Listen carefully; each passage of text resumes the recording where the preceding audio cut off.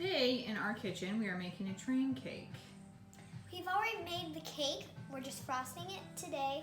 It's been in the freezer for a long time. But under it was cookie and cheese.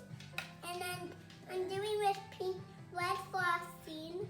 It won't be perfect, but the kids are very proud of the work that they're doing. They mixed the cake and baked the cake themselves.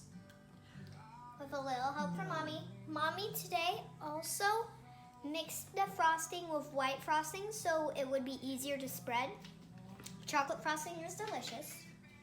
Yeah, and So we I tried gotta all get the this side. frosting out Everyone here. take a look at this side. Should I add more frosting maybe? And Definitely should. yeah, and I'm doing I think this is I think this is a knife. I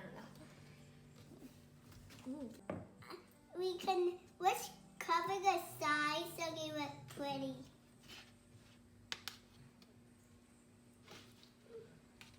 Karen, don't forget we have to add the peach rings wheels right after we're done frosting our cake. Yeah, and Our first cake. We're gonna add the peach rings. yeah, The I rings love are peach wheels. rings. The peach rings